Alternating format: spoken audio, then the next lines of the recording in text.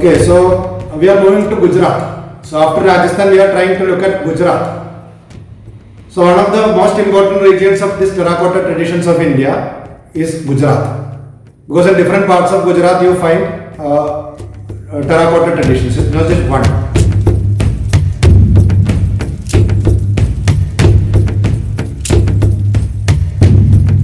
It is not just one. There are at least 3 different terracotta traditions that you can identify from different parts of Gujarat. And they are known as Gundiali terracotta, Ambaji in the north, and Garasya tribes terracotta. So Gundiali, Ambaji and Garasya. These are the 3 particular terracotta traditions that you find in Gujarat. So Gujarat is very famous for its beautiful hand-painted clay products which are made using the wheel.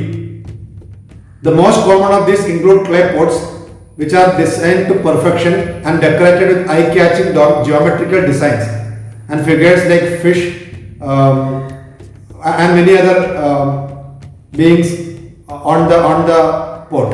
So geometrical figures of fish, birds, plants, floral motifs and animal motifs, etc.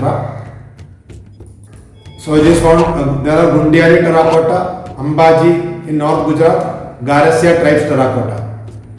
So what is Gundiali terracotta? Gundiali is actually a small village in the Mandvi Taluka of Bhuj region of Gujarat. So it is in the Mandvi Taluka of the Bhuj region of Gujarat. There is a small village called as Gundiali. And for generations, craftsmen have been making earthen pots, matka. So for generations they have been making matkas for generations. And the significance of those matkas are, they are made in the same shapes and designs as those seen in the Harappan excavation. You understand? So in the small village of Gundiali, which is in the Mandvi Taluka of Bhuj region of Gujarat in India, for generations craftsmen have been making earthen pots, matka, which we usually call as matka, with the same shapes and designs as those seen in Harappan excavation. I will show you the region, then you will understand. That's interesting. So it actually falls in the Indus Valley region, means you know the Indus Valley civilization. So Gundiali is in the Bhuj region of Gujarat, and you know that map shows you the Indus Valley civilization, the areas covered in Indus Valley civilization.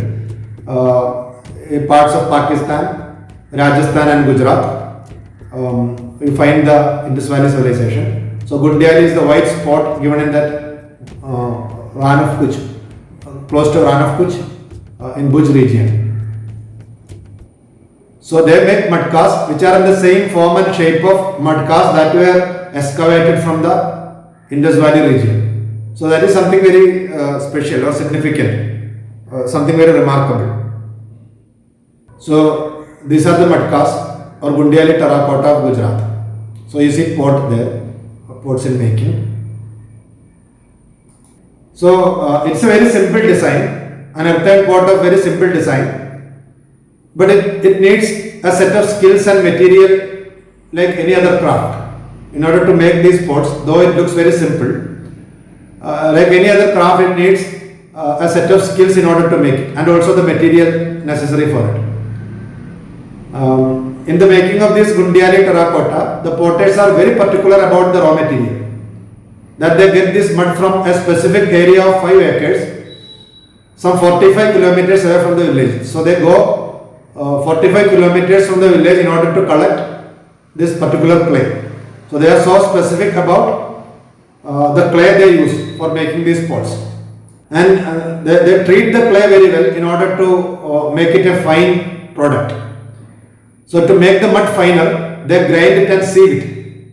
So they grind it, they sieve it, and they put the mud in water for 2-3 days. And it becomes soft enough to be given a desired shape. So they process the clay. After collecting the clay, they grind it, they sieve it, and they put the mud in the water for 2-3 days so as to make it soft. So then they can take it and make it into a desired shape. So it can be converted into any shape they want. And this soft clay is shaped into a pot on a potter's wheel and left to dry in the shade.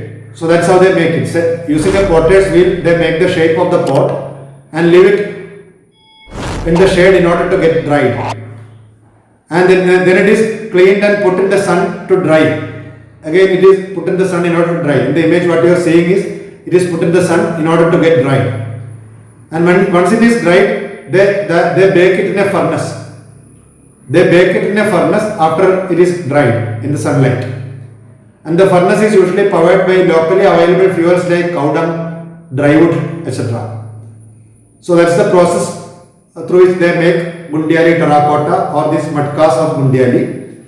So they grind the clay and they sieve it afterwards, and they put the clay in water for 2-3 days so that it becomes soft. And once it is soft, they will be able to shape the clay, fashion the clay the way they like, and they put it on a potter's wheel and make the form of the matka, and they dry it in shade. Then they again dry it in sunlight. After that, they keep the pot in furnace in order to make it stable and strong.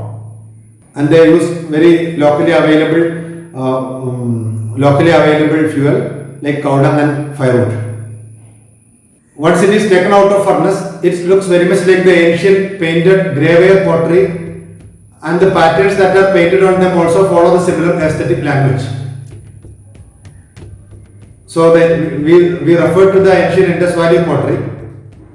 So once it is taken out of furnace, it looks very much like the ancient graveware pottery, and they also draw patterns on them that are very much similar to the Indus Valley pottery, or it has a very similar aesthetic language.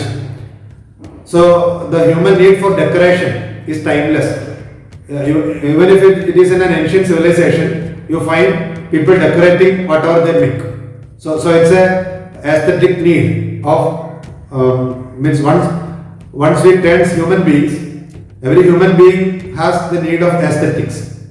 So the human need for adornment and decoration is timeless. And the pots of Gundiali get their red color from geru, mud, a type of soil, and means they use a type of soil called geru in order to get red color.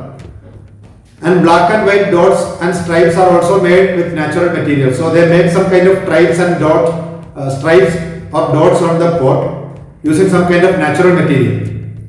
And the terracotta pots of Gundiali are distinct from the other ones we see in other parts of India because of their smooth finish, which is a result of repeated cleaning at every stage of the process. So when they are making it, at every stage of the process, they clean it. They repeatedly clean it. Because of that reason, the pot of Gundiali, the pots made in Gundiali tradition is very fine and smooth in finish. And they make not only matkas, they make different other things also. If you look at the production of Gundiali terracotta, matka is one of the most important of their productions.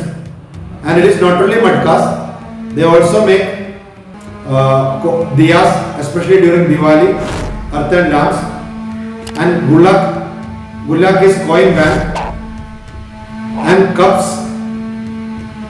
They make plates and glasses.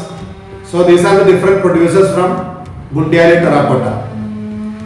So mainly they make matka, which they most sell in the summer, and the potters also make diyas during the Diwali, gulak or coin banks. They also make cups, plates, glasses, etc. And it's an income for them. Okay, so that's about Gundiali terracotta.